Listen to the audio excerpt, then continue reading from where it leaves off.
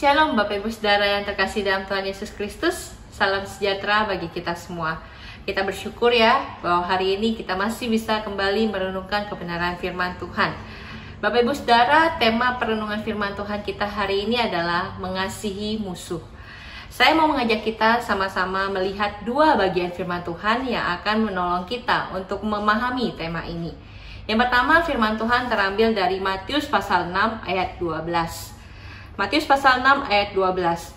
Dan ampunilah kami akan kesalahan kami, seperti kami juga mengampuni orang yang bersalah kepada kami.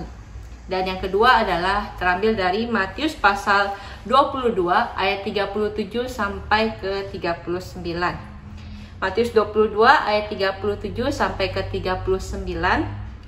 Jawab Yesus kepadanya, "Kasihilah Tuhan Allahmu dengan segenap hatimu, dan dengan segenap jiwamu, dan dengan segenap akal budimu." Itulah hukum yang terutama dan yang pertama. Dan hukum yang kedua yang sama dengan itu ialah kasihilah sesamamu manusia seperti dirimu sendiri. Bapak Ibu Saudara, pada waktu kita mendengar kata musuh, apakah ada wajah seseorang yang muncul dalam pikiran kita?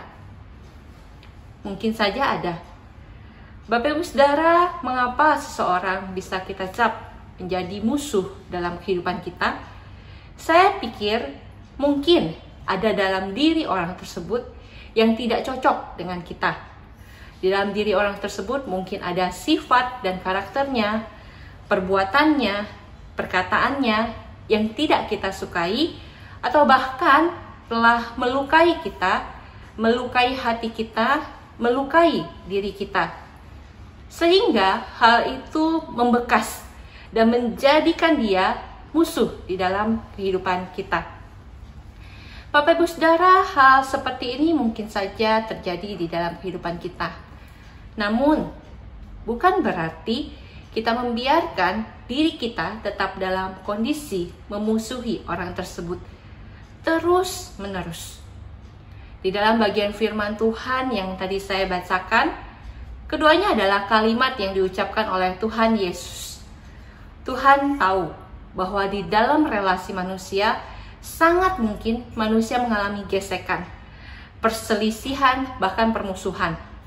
Maka dari itu Tuhan ingin mengajarkan kita untuk mengampuni dan mengasihi orang-orang di sekitar kita, termasuk musuh kita. Di dalam doa Bapa kami yang Tuhan Yesus ajarkan, Dia mengajarkan kita bukan hanya bagaimana caranya kita untuk berdoa, namun juga sikap hidup kita harus sesuai dengan doa yang kita ucapkan.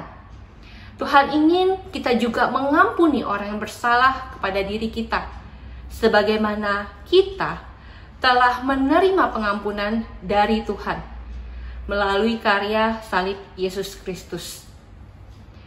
Pengorbanan Kristus yang dilakukan bagi kita semata-mata karena Dia mengasihi kita. Kita yang sebenarnya tidak layak. Kita yang sebenarnya sangat-sangat tidak bisa untuk diselamatkan dengan diri kita sendiri. Namun, kasih Allah yang begitu besar, lebih besar daripada ketidaklayakan kita. Sehingga karena kasih-Nya yang besar, kita diselamatkan. Inilah yang disebut anugerah. Dan di dalam kasih Allah yang besar, Allah ingin kita menghidupi anugerah tersebut. Allah mengharapkan kita juga mengasihi Dia. Maka tidak heran pada waktu Yesus ditanya, "Mana hukum yang terutama?" Yesus menjawab, "Kasihilah Tuhan Allahmu dengan segenap hatimu, segenap jiwamu, dan akal budi." Namun tidak berhenti sampai di sana. Yesus langsung menambahkan tentang mengasihi sesama manusia sebagai hukum yang sama dengan mengasihi Allah. Mengapa demikian? Karena bentuk kasih kepada Allah yang terlihat sangat jelas di dalam kehidupan kita adalah pada waktu kita mengasihi sesama manusia yang diciptakan oleh Allah segambar dan serupa Dia, termasuk musuh kita.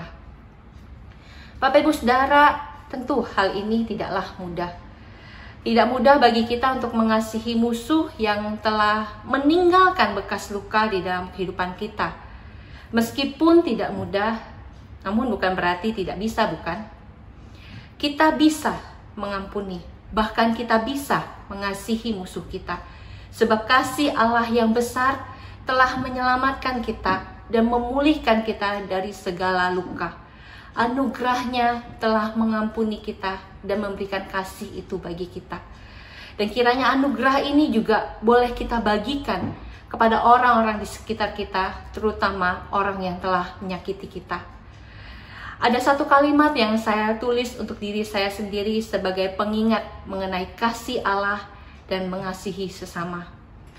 Allah yang besar telah mengajarkanku untuk menundukkan diri dan mengasihi orang lain yang tidak layak dikasihi, sebagaimana aku sendiri tidak layak untuk dikasihi oleh Allah. Karena itu, marilah kita belajar untuk membuka hati kita, untuk belajar untuk mengampuni orang-orang yang menyakiti kita, dan kita mau belajar untuk mengasihi mereka, orang-orang yang telah menyakiti kita, musuh kita. Dan kiranya Tuhan boleh menolong kita untuk melakukannya, memberikan kasih sebagaimana kasih yang Dia berikan kepada kita. Kiranya Tuhan menolong kita. Mari kita berdoa. Tuhan, kami sungguh bersyukur bahwa kasih Tuhan yang besar telah menyelamatkan kami. Dan di dalam kasih yang besar itu, Tuhan ingin kami juga mengasihi sesama, termasuk orang-orang yang menyakiti kami, musuh kami. Tuhan, kami tahu ini tidak mudah, tapi biarlah kasih Tuhan yang telah menyelamatkan kami boleh menolong kami untuk bisa mengasihi mereka, mengasihi musuh kami dengan anugerah dari Tuhan. Ini doa kami Tuhan, ini permohonan kami di dalam nama Yesus Kristus. Amin.